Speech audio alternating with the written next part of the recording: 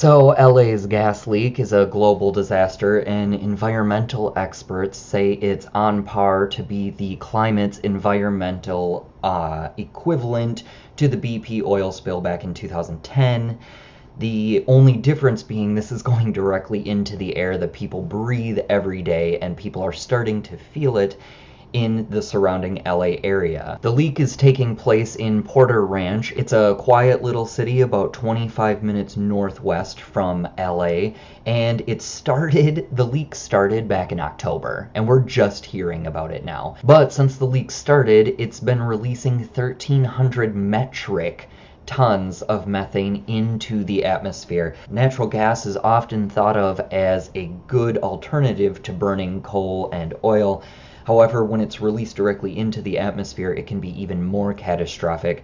They're saying that the amount of methane that has been released into the air is the equivalent of adding 7 million more cars to the roads across the country every day. And that's what we're putting into the air. Methane releases naturally up north as well, and they're also worried that with ice melting, it's releasing pockets of natural gas into the atmosphere, in which it could cause the global warming effect that we're all experiencing now to exacerbate itself and speed up and become an unstoppable change. This is all something that could really force us into a change of lifestyle a lot sooner than we were expecting. This is something that happens naturally, yes. The Earth is going to go through a global warming period. Ice caps will melt, it'll fill the world with water, and then that will freeze, and there will be an ice age, and that's all natural, and it's going to happen. However, we're speeding it up really, really fast. And with us, the people, not taking the time and the consideration, the patience, the energy, the manpower, all that it takes to keep things safe and regulated, we're just allowing our species to become more extinct and more threatened very quickly. And it's frustrating because you see who's in charge of this. You see the lack of motivation to fix it. When I was just 25 years old and the BP oil spill happened, I was like, how in the fuck is it going to take months and months to not only clean up but to seal the leak? Like, we don't have backups in place in case this shit happens. I was reading this article that said these methane gas leaks are actually super common and happen everywhere from every 5 to 10 miles of piping that they put in because the infrastructure is not being taken care of. That's the country we live in. It said that we have released more methane gas unintentionally than the whole country of Norway released purposefully, and Norway is the #1 producer of gas. So that's a scary thought, the fact that the United States is the biggest producer of war and violence. We're the biggest exporter of guns and military equipment, and now we're also the biggest polluter of the environment with all these oil spills and gas leaks and fracking. Like, what are we doing? I mean, are we China? Like, what is the difference? This is making no sense.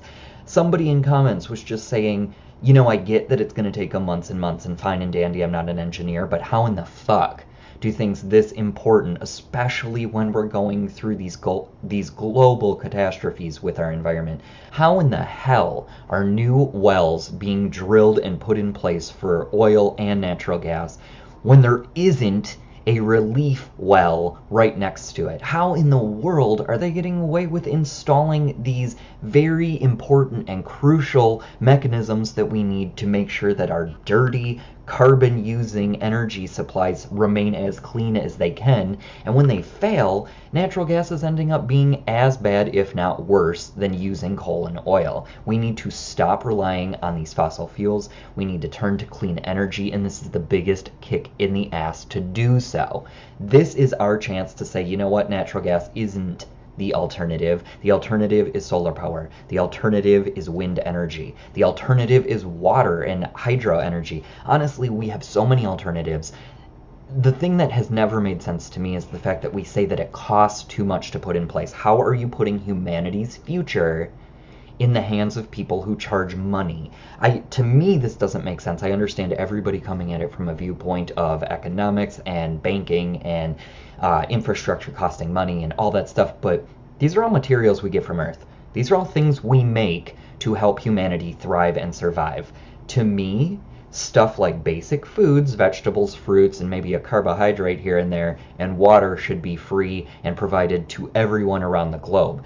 Just like hashtag shout out to Elon Musk. I just heard recently that he's working about putting like an internet space station up or something that will project wireless internet to the entire globe, every corner of the globe, for free. Everybody could potentially have free Wi-Fi. Check it out. This man, Elon Musk, he is on track to become the next Tesla, man. Like, he is really doing things for the populace. It's crazy. Good for you, Elon. But back to this.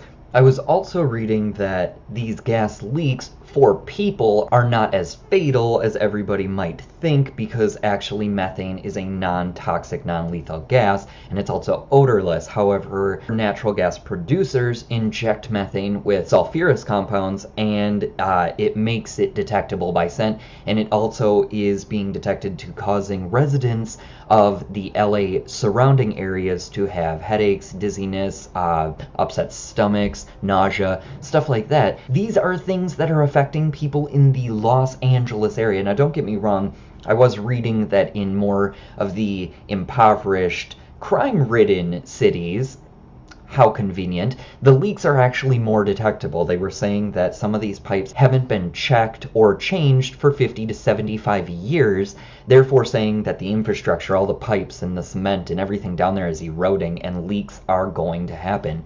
Our government doesn't put money in infrastructure. Just like the bridges, just like the roads, if we don't invest in infrastructure, things are going to fall apart, and it's going to start affecting us. It is going to start causing not only environmental catastrophes, but we're going to have more bridge collapses like we did in Minneapolis back when I lived there in 2000, God, what was it? Like 2008.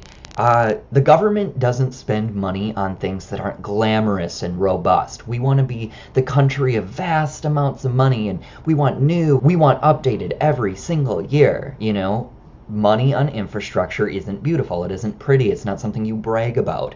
It's something that keeps people happy, safe, and alive, is basically what infrastructure money does. I get why the government doesn't spend it on it, because the people are consumer driven right now. Everybody wants new products, new iPhones every year.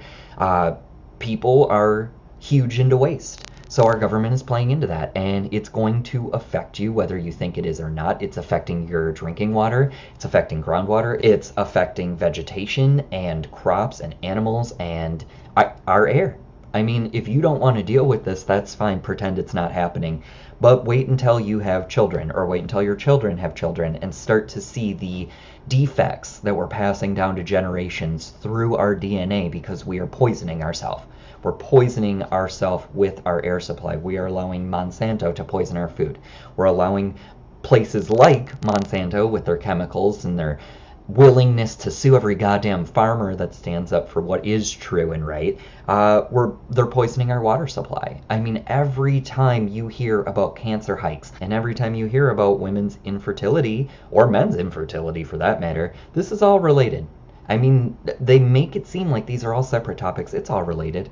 It's all our government getting rid of waste and byproduct by serving it to the people. Fluoride? I'm going to do a video on fluoride. Fluoride's poison. You're putting poison in your body that the government has told you is okay, and it's just not. So, information, right? Okay, look into it. You can debate me, you can fight me all you want, but it is factual. It is out there. The people who put this information out there are not promoted, and they're not on your media stations, and that's because they're trying to help you. So, take a look into this gas leak, really take it seriously, and honestly take time to look into alternatives, because other eco-friendly fuels exist, and ways of getting them are simple, and once you install them, you save money. Cities save money. Countries save money. Our globe could save money.